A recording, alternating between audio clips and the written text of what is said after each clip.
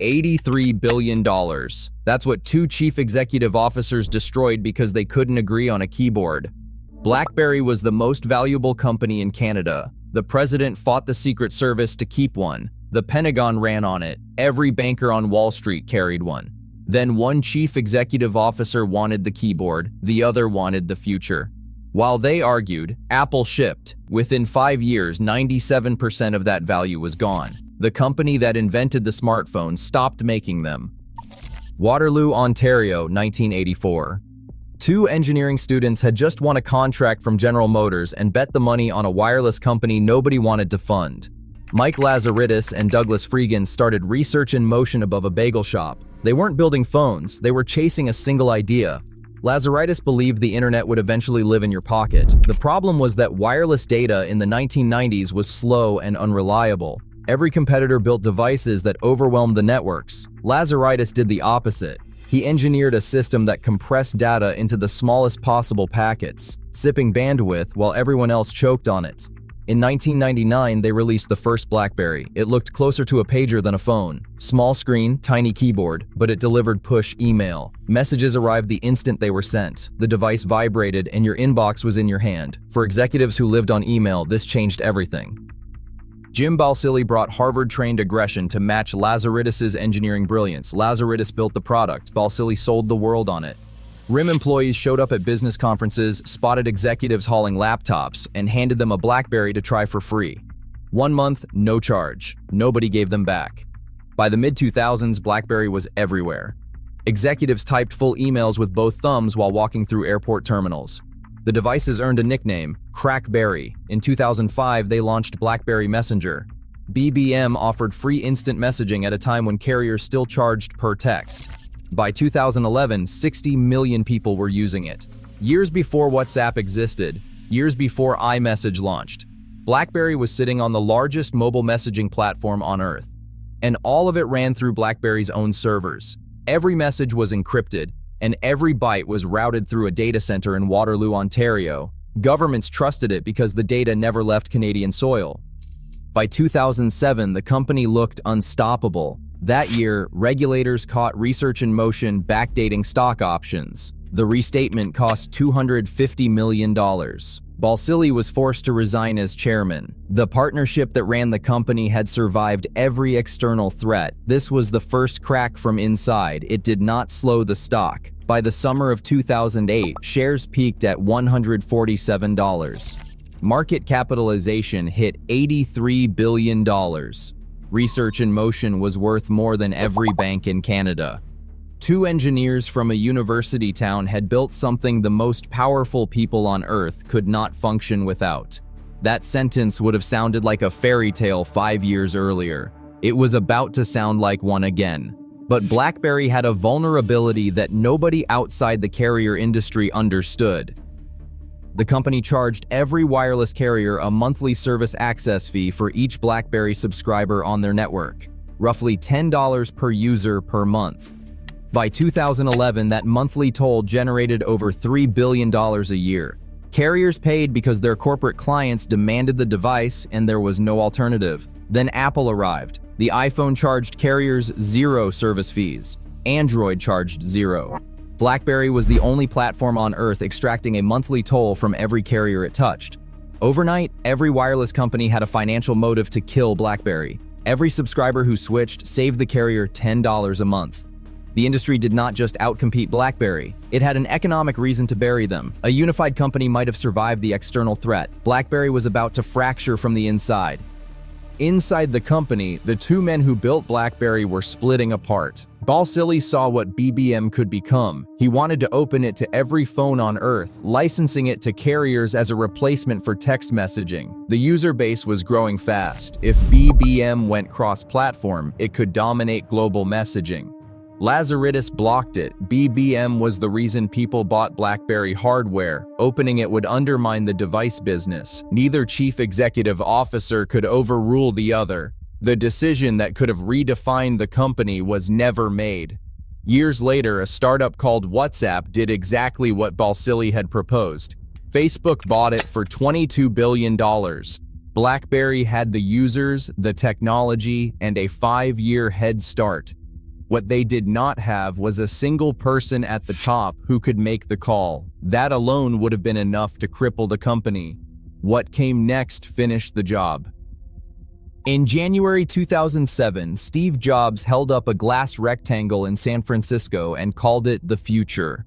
At BlackBerry headquarters in Waterloo, Lazaridis tore one apart on his desk. He studied the chipset, the antenna, the battery. Then he said something that would haunt the company. The networks can't carry this. He was right. The first iPhone dropped calls constantly. But Lazaridis had evaluated the iPhone as a phone. Apple had built a computer. By 2008, the App Store launched. Within 2 years, it offered over 300,000 applications. BlackBerry had fewer than 10,000. The gap became impossible to close. Verizon, desperate for an iPhone competitor, asked BlackBerry to build one. Lazaridis delivered the BlackBerry Storm, a full touchscreen with no keyboard. He designed a clickable screen that pressed down like a giant button, trying to replicate the feel of a keyboard on glass. It was a catastrophe.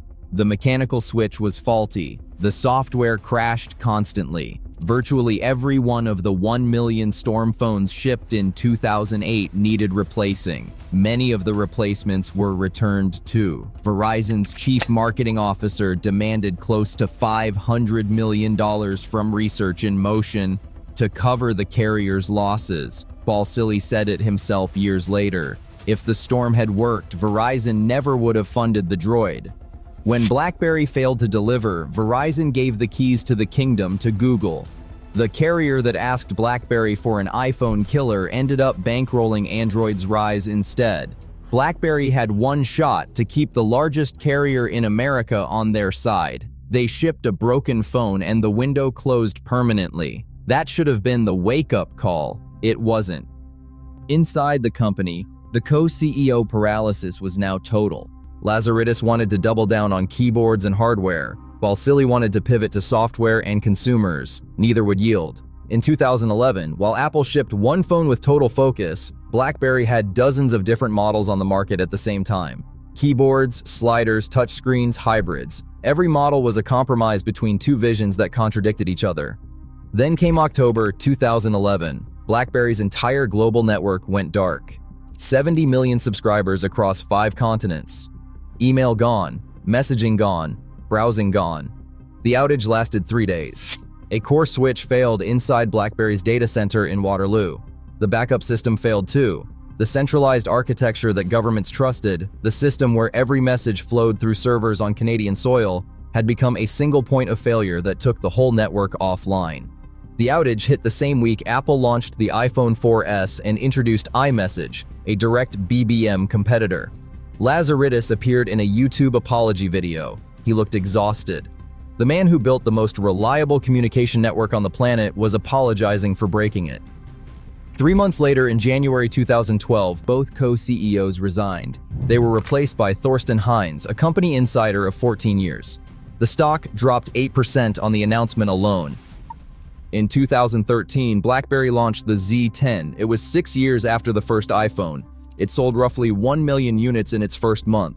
That same September, Apple moved 9 million in a single weekend. BlackBerry tried to sell itself. The deal collapsed. The stock cratered to $6. John Chen arrived as chief executive officer, looked at the numbers, and made the only call left. In 2016, BlackBerry stopped making phones. Today, BlackBerry is a cybersecurity and embedded software company. Their QNX operating system runs inside more than 275 million vehicles. The phones are gone. The software survived. Market cap sits around $2 billion, down from $83 billion, a 97% collapse. Lazaridis left in 2012. He runs a quantum computing investment fund from Waterloo. Balsillie left the same year and cut all ties. BlackBerry made 3 mistakes, and everyone traces back to the same flaw. First, they taxed the ecosystem. The carrier service fees that generated billions also gave every wireless carrier on Earth a financial reason to want BlackBerry dead. When Apple offered a better deal, the carriers did not just allow customers to leave, they pushed them out the door. Second, they locked their greatest asset inside a dying product. BBM had 60 million users and could have become WhatsApp half a decade early. Instead, they kept it chained to BlackBerry hardware because one CEO refused to let go. Third, they built a network with a single point of failure. The centralized architecture that earned the trust of governments broke 70 million subscribers in 3 days. Every one of those decisions could have gone differently. Everyone required a single thing BlackBerry never had. One person at the top with the authority to choose. $83 billion built by two people who agreed on everything. Destroyed by the same two people the moment they did not agree. BlackBerry is not the only company that destroyed itself from the inside. The pattern repeats more often than you would think.